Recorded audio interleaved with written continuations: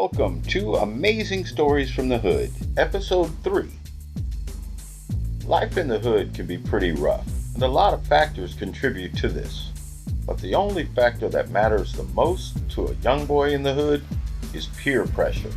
And that brings us to T.J. Jackson, who was raised in the country where he was taught the value of family and education, and went on to graduate college with a degree in physical education. At 25, he moved to the city and got a job working at the junior high school as a PE coach. Let me mention that the term middle school has replaced junior high school from the 70s, which gives you some idea of when this story takes place. So TJ had been working for approximately 2 years. And in that time, he recognized a significant difference between the way he was raised and the way these kids were being raised. And that difference was there was very little fellowship between the students. That is, students who were not gang related. And this bothered TJ a lot because he was a witness firsthand to the social interaction between these kids that would cause issues throughout their lives unless something was done to help them. It was because of this that TJ decided he could start a Boy Scout troop. And he did. After submitting the paperwork and getting a charter from the local church, TJ posted flyers throughout the school and was able to recruit from the students in his PE classes.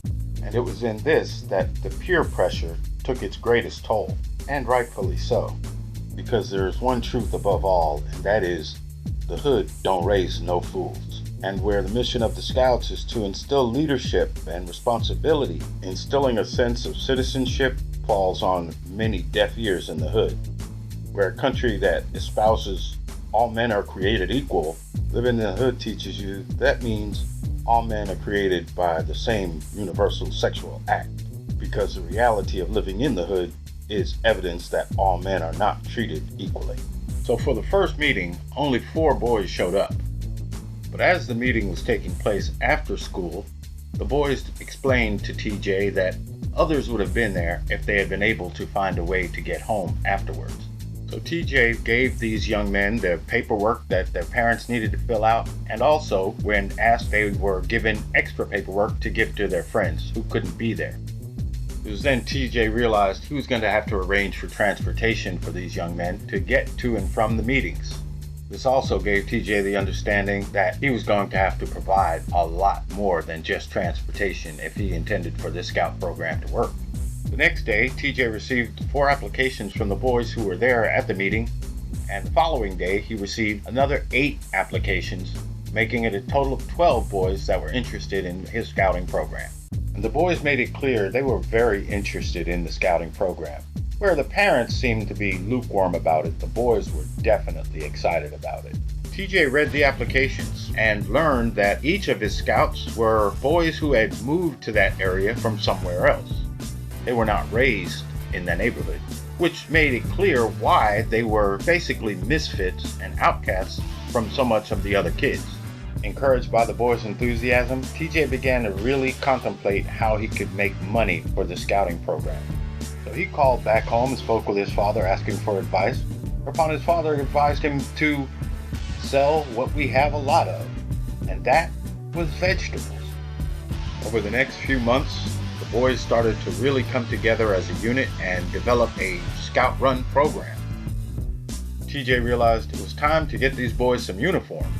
As spring break was approaching, TJ decided he was going to take the boys on a field trip down to his home in the South. During this trip, the boys would be able to complete the requirements for several merit badges, as well as picking the vegetables to pack and bring back to sell for money for the scouting program. TJ's family had 2 acres of farmland that had been passed down from generation to generation, and had often been used to feed people in the community free of charge. And when they arrived, they found that the community had really come together in support of TJ and the Scouts, and had provided the money to buy 16 uniforms, as well as providing tents and camping equipment for the boys to sleep in while they were there for the week and a half of spring break. During this time, the boys earned their fishing merit badges, hunting, hiking, camping merit badges, and a host of others. And And during their last 3 days, the boys began picking vegetables to bring back to sell. Because of their gratitude for the community, the boys' enthusiasm for picking was off the chart.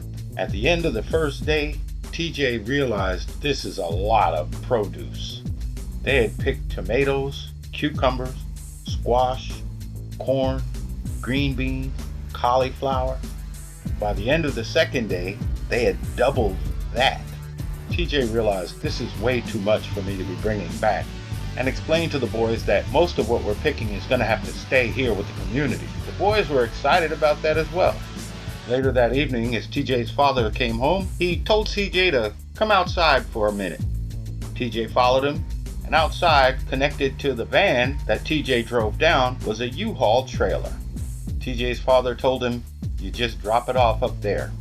So the next day, while the boys were picking, TJ got on the phone and made arrangements with several restaurants back where he lived to buy the vegetables. So when it came time to go, TJ and his scouts thanked everyone, and everyone thanked them, and they loaded up and they drove back. After they returned, TJ and the scouts almost immediately began delivering the vegetables to the restaurants, and the tomatoes were sold at $1 each. The boys had picked almost 30 cases of tomatoes alone. Everything was sold, all except the collard greens. And the boys had picked almost a case of collard greens apiece. The boys were so proud of what they'd done, they decided, well, we're going to eat them. We'll eat our collard greens. And they did. Over the next few months, the boys ate collard greens morning, noon, and night. They were drinking collard green smoothies and making collard green souffle. And the scouting program continued to prosper. Word about the trip got around school, and TJ overheard jokes being made about the boys going down being slaves and picking cotton, and TJ began to wonder if he had done a good thing after all for the boys. As summer was nearing, TJ began to consider winding the scout program down and picking it back up next year. He mentioned this to the scouts at one of the meetings and found pushback. They were very enthusiastic about continuing the program, even returning to TJ's hometown and picking vegetables for the community. That's when TJ realized that he was the one being affected by peer pressure more so than the boy. So for the first week of summer, TJ and the scouts returned to his hometown. After they returned, the scout program went on hold until the next school year. As now school was coming back into session and the boys were coming back into PE classes, TJ saw his scouts and was stunned. These misfits and outcasts had grown approximately 6 inches and had gained 40-50 pounds of muscle mass, almost every one of them. While TJ could not see that kind of improvement in any of the other students, he chalked it up to puberty, because they were, after all, adolescent boys, and he just left it at that. So the scout program was started up again, and of course, because the boys had grown so much, they had to get new uniforms, and they made plans to return to TJ's hometown and do the same thing they did last year. And again, they returned with vegetables that were sold to the restaurants and collard greens that were left over for the boys to eat. In addition to this physical growth, the boys' mental acuity had increased tenfold. All of the teachers noticed it, everyone noticed it, and they all chalked it up to the scouting program. Nearing the end of the school year, TJ scouts were straight A students, and all of them had grown to at least 6 foot tall. Most of them had grown taller than TJ himself. The misfits in that school had become leaders and were now the most desired boys in the school, and jokes about being slaves picking cotton was a thing of the past. As the summer neared and the scouting program was coming to a close for that year, TJ was still left wondering what was going on. TJ spent the summer trying to figure out what it was that was happening to make these boys grow like this and become so smart, but he couldn't come up with any answers. Little did TJ know that what was happening involved the lead in the water. Because the pipes used to provide water to the inner city communities were of substandard material, because of course they didn't pay enough taxes to warrant anything better, the deterioration of the pipes caused lead to be in the water. And for so many of the people who were born and raised in those communities, lead poisoning became a normal way of life. And that lead poisoning leads to mental deterioration, physical deterioration. Basically, everything that creates the negativity in the hood can be traced back to lead poisoning.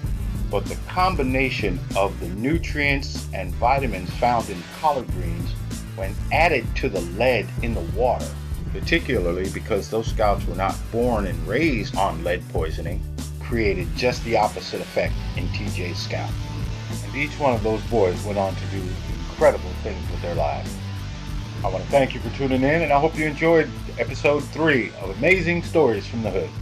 If you enjoyed the story, tell your friends, and I hope to see you all in episode 4.